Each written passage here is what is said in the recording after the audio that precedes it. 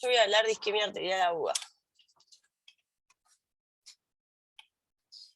La isquemia arterial aguda entonces se define, de miembros inferiores, se define como una disminución súbita en la perfusión que causa una potencial amenaza a la viabilidad del miembro afectado y que esta debe ser de menos de 2 semanas de evolución. Eso es lo que dice SAC 2016. Esta entidad se asocia con una tasa de amputación de hasta un 25% y una mortalidad entre el 10 y el 20%. El diagnóstico y tratamiento precoz es fundamental para que restablecer rápido el flujo arterial, y de eso depende las posibilidades de sobrevida de este paciente y de evitar la pérdida del miembro.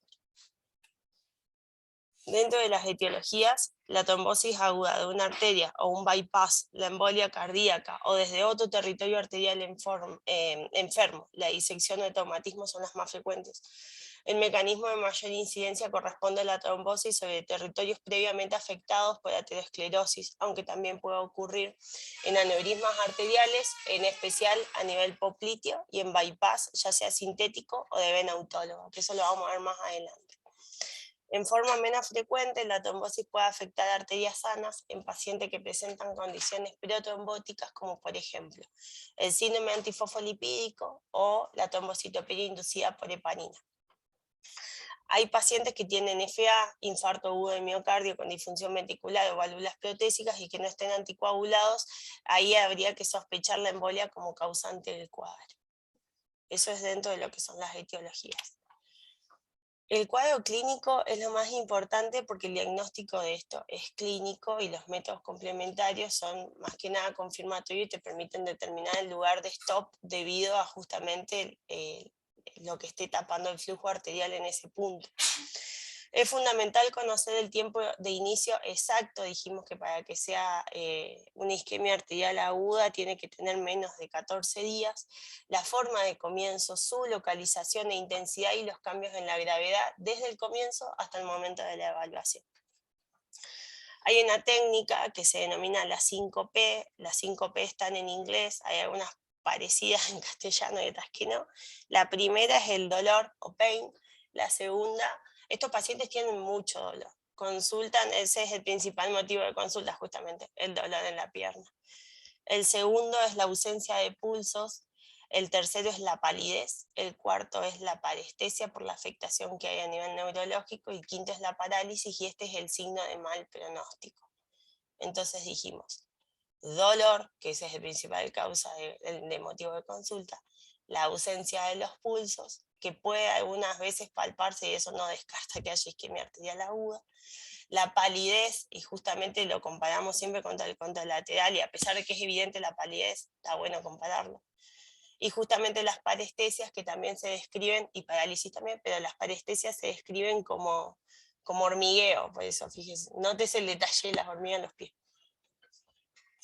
La determinación clínica de la vitalidad de un miembro es lo fundamental. ¿Por qué? Porque nos permite determinar en qué momento estamos de esta enfermedad justamente y lo rápido que tenemos que actuar y el pronóstico que tiene. Como les decía recién, la palpación de pulsos arteriales no excluye la presencia de un cuadro de isquemia aguda. La forma de clasificar la isquemia arterial de miembro inferior es sobre la base de la presencia de déficit motor y sensorial, a partir del cual uno puede distinguir el miembro afectado en viable, amenazado o irreversible. Y acá hay una clasificación, lo tengo que modificar a eso, esta no es la clasificación de Rutherford, tiene otro nombre, pero después se lo modifico. Las categorías van, como van a ver, de la 1 a la 3, y tenés 1, 2A, 2B y 3. Fíjense que en base a las categorías vos tenés un determinado pronóstico, un hallazgo en el examen físico y también un hallazgo a nivel Doppler. Cuando tenés la primera categoría es sin amenaza, el pronóstico justamente no tiene amenaza, y dentro del examen físico la parte sensitiva no tiene alteraciones, no hay debilidad muscular, y dentro de lo que es el Doppler la señal arterial está presente, o sea que tenemos pasaje de sangre en ese punto y el venoso también.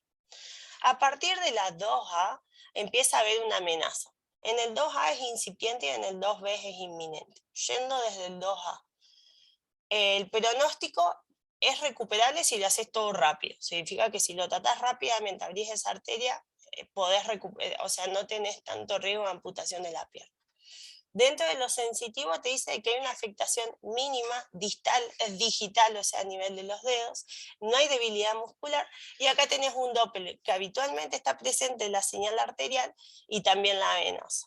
En el 2B hay algunas cosas que cambian, hay una amenaza inminente, es recuperable también si le haces el tratamiento lo más rápido que puedas.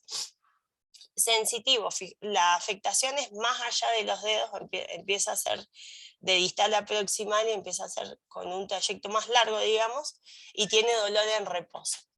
Acá sí empieza a haber debilidad muscular, que es leve o moderada, y la señal Doppler está ocasionalmente presente, o sea que hay algunas veces que sí, otras que no, el venoso también, y después tenemos por último el más grave de todos, que es el tercero, que ya no hay vitalidad en este punto,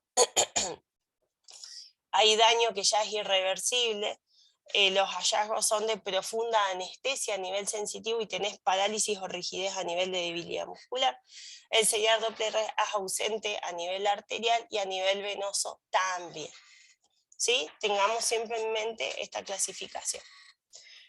Porque acorde a esta clasificación nosotros también vamos a ver cuál es el tratamiento. Lo que te dice es que si vos tenés sospecha de uno de estos cuadros de isquemia arterial del miembro inferior, este paciente tiene que estar internado en un centro que tenga la capacidad de diagnosticar y tratar esta patología. Y si no tiene los medios para hacerlo, tiene que derivarlo lo más rápido que pueda.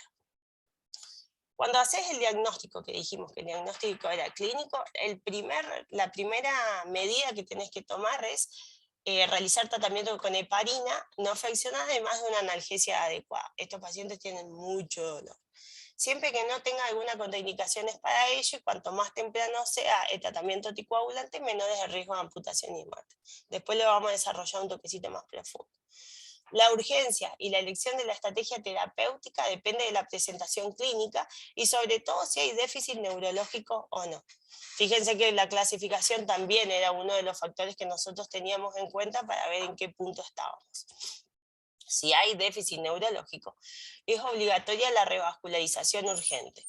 Y las pruebas de imágenes, que son muy útiles justamente en estos casos, no te tienen que retrasar la terapéutica. Cuando hablamos de métodos de imágenes, hablamos de ecografía Doppler y angiografía, que son las que más se usan en estos casos.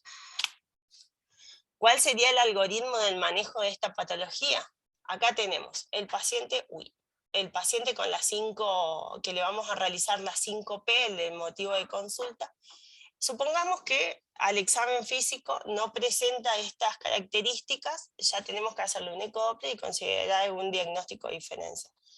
Supongamos que sí lo tenga y tenga justamente aquellas que son las más sensibles, como por ejemplo todo lo que es el examen físico neurológico. Ya el tratamiento dijimos, lo primero anticoagular, que se hace con heparina, y después tenemos que ver, ¿tenemos la capacidad de diagnosticarlo y tratarlo en nuestros centros? Si es no, pum, lo derivamos. Si es sí, lo que seguiría, y dependiendo del estado del paciente, por eso decía de que si el estado está muy... es muy urgente, digamos, lo que tenemos que realizar, no hay que parar para hacer un Doppler arterial o venoso. Si no fuera así y tenemos tiempo para hacerlo, lo realizamos y después, justamente, entre todos los datos que recabamos, tenemos que ver cuál es la determinación clínica de la vitalidad del miembro, la clasificación que vimos recién. Y acá lo que te dice es, si la embolia es identificable por el ecodoppler, si no lo podés ver, le tenés que hacer una arteriografía. Y si lo podés ver, ya directamente, aquellos pacientes que estén con una clasificación 2A o 2B, por lo general, pueden ir directamente a un tratamiento quirúrgico, una embolectomía. Aquellos que tengan nivel 1 se le puede hacer tratamiento trombolíticos endovascular con trombolíticos a nivel local. Los sistémicos no están indicados en esta patología. Todo depende de cuáles sean los hallazgos. Ahora vamos a ver un poquitito más de esto de tratamiento, pero quedémonos hasta acá en base a lo que fuimos hallando en los exámenes complementarios. Supongamos que la determinación clínica de vitalidad del miembro es nivel 3, o sea, que no tiene vitalidad, digamos, ahí directamente la indicación es la amputación. Dijimos, terapéutica, manejo inicial. dentro de lo que es manejo inicial, lo primero es una hidratación amplia, justamente intravascular, digamos, ¿no? Para evitar lo que es el fallo renal. Recibir dosis de carga de aspirina, anticoagular, lo que era lo que estábamos diciendo, que podemos usar la heparina sódica por vía endovenosa sería, con un bolo de 100 a 150 unidades kilo, seguido por una infusión continua, a fin de mantener un KPTT entre 2 y 2,5 veces el basal, y alcalinizar la orina en caso de tener presencia de mioglobinuria, o también depende cuando tengamos el resultado del laboratorio, el resultado que tengamos de SPK justamente. ¿Cuáles son las indicaciones de esto a nivel de recomendación del consenso de SAC? Todos los pacientes que tengan una isquemia arterial aguda de miembros inferiores deben recibir heparina al momento del diagnóstico, y esto es clase 1, nivel de evidencia P. En caso de no contar con los medios de diagnóstico de tratamiento, lo tenemos que derivar, y esto tiene también una clase alta, es 1, y un nivel de evidencia C. Y hay casos, aquellos que te dicen que tengan isquemia grave de un miembro y que cursan con fallo renal agudo, es razonable instaurar un tratamiento con hemodiálisis temprano a fin de disminuir el riesgo de un síndrome de reperfusión e hiperpotasemia, producto de daño tisular y liberación de toxinas, pero ahí el nivel de evidencia en la clase también baja 2A, nivel de evidencia C. Estudio de imágenes dijimos, ¿no? Es muy importante tener la imagen para saber a dónde está el stop del flujo arterial, pero también vemos de que no tienen que enlentecer nuestra conducta. La angiografía digital es el método de elección. En el caso de función renal gravemente deteriorada, se puede reemplazar por la combinación de una angioreso o un Doppler. En algunos casos en los cuales la embolia es claramente de origen cardíaco o de arterias normales, se puede hacer una embolectomía quirúrgica sin imagen angiográfica previa. Y del mismo modo, dado el nivel de emergencia, la angiografía puede realizarse sin ultrasonido vascular previo para evitar retraso terapéutico. Tratamiento de reperfusión. Una vez que ya hicimos todo esto, definir cuál va a ser el tratamiento de reperfusión. Esto más que nada, volvemos a lo mismo, depende de la evaluación que nosotros hayamos hecho de la vitalidad del miembro inferior. Es que acá lo que tenemos que tener en cuenta es que no se incluye lo que sea trombólisis sistémica, no tiene lugar en esta patología, solamente lo que podemos llegar a hacer es una trombólisis a nivel local, y depende del nivel de afectación de la pierna que tengamos. La resolución quirúrgica y la endovascular también son terapéuticas válidas, y en realidad no hay un consenso de por sí que te diga, si vos tenés esto, tenés que hacer esto, y algunas que son más orientadoras que otras. Y te dice que está indicada la revascularización urgente en la isquemia arterial aguda con miembro viable, esto es 1A, en los casos en los cuales el miembro no tenga vitalidad, que sea un estadio 3, no se debe intentar ninguna estrategia de reperfusión y se debe proceder a la inmediata amputación del miembro. Esta es una emergencia clínico-quirúrgica y no está recomendada la utilización de trombolíticos sistémicos en isquemia arterial aguda, como les decía recién. ¿Qué modalidades tenemos de reperfusión? Tenemos trombolítico percutáneo dirigido por catéter, que esta más que nada se utiliza cuando vos tenés una afectación tipo 1.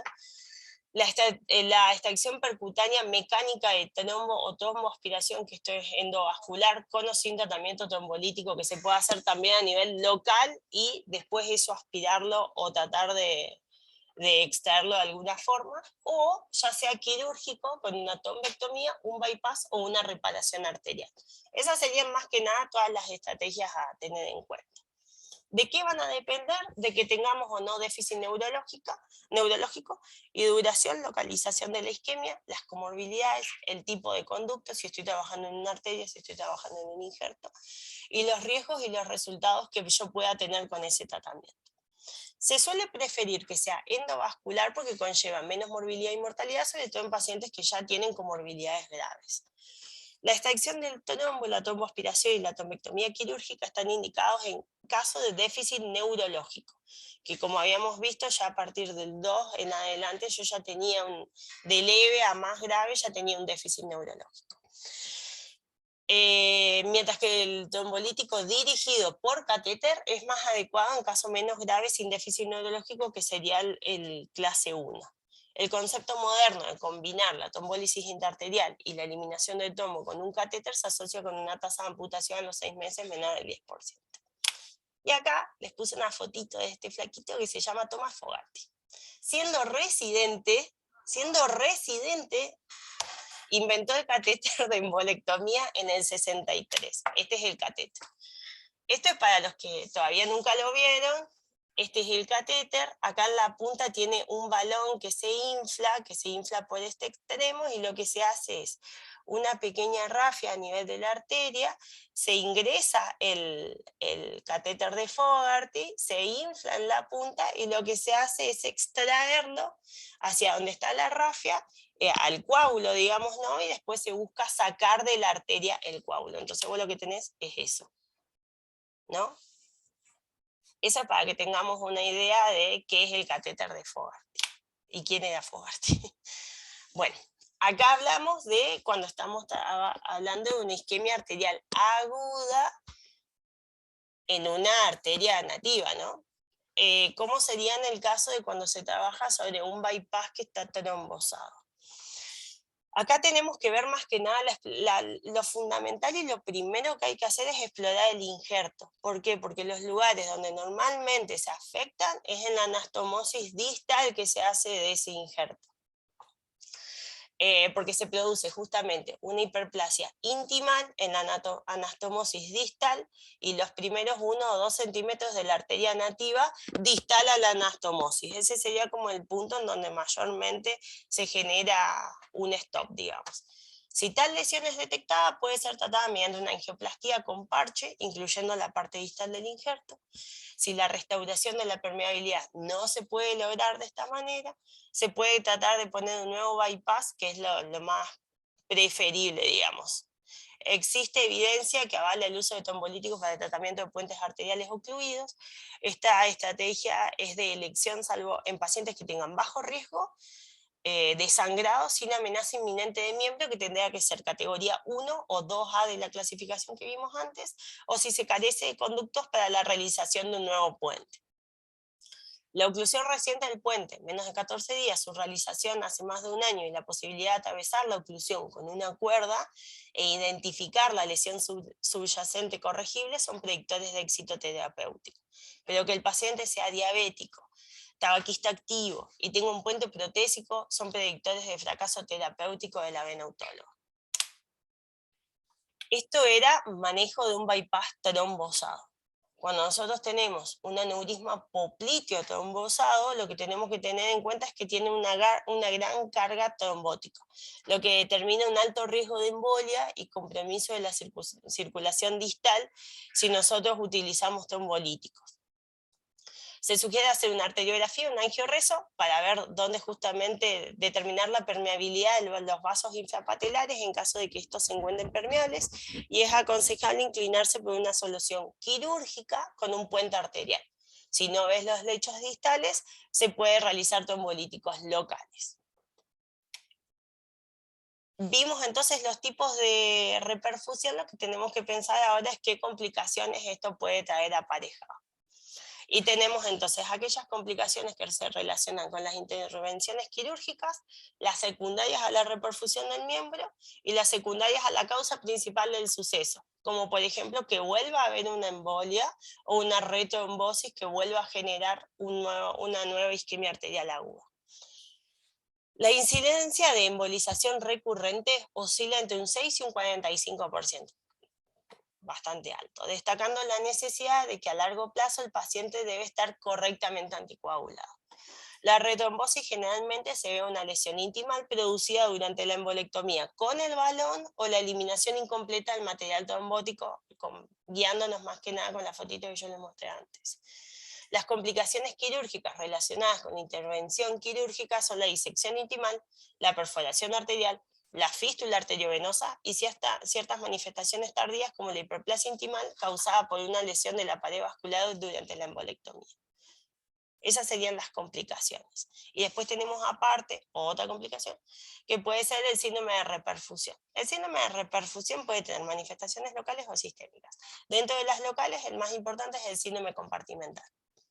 ¿Qué es el síndrome compartimental? Vos tenés una alta presión dentro de un espacio cerrado facial que conduce a la reducción de la perfusión de la sangre capilar por debajo de un nivel necesario para que estén viables los tejidos. Se presenta con dolor, agravado con estiramiento pasivo, paresia de los músculos del compartimento, hipoestesia de la distribución de los nervios catabegues en el compartimento y la tensión de los límites de la fascia del compartimento. La medición de la medición intracompartimental con valores superiores a los 20 milímetros de mercurio puede mostrar un valor crítico de perfusión.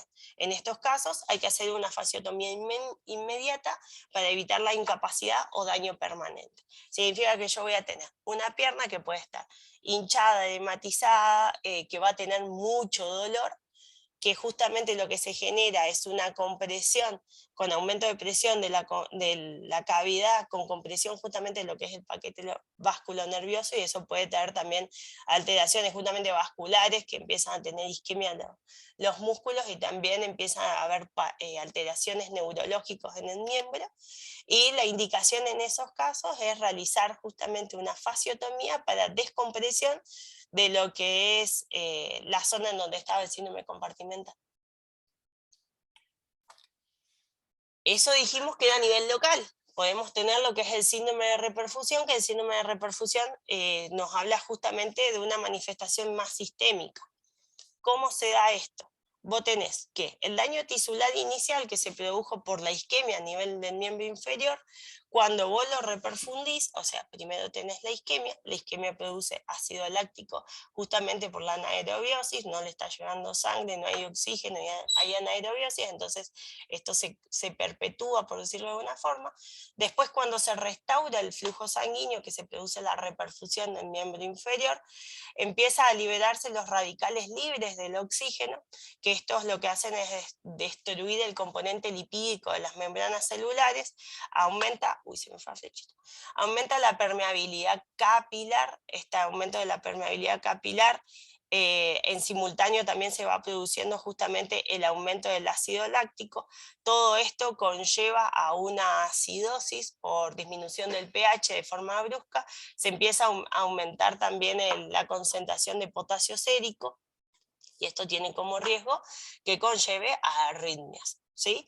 Y aparte, lo que también se genera es que esta permeabilidad capilar hace que la mioglobinuria que se encuentra en el músculo se empieza a acumular justamente a nivel a nivel renal, y pueda llevar a una necrosis tubular aguda, generando una insuficiencia renal aguda, que tenga justamente también el riesgo de que esta mioglobinuria destruya muchas nefronas porque se precipita a nivel renal.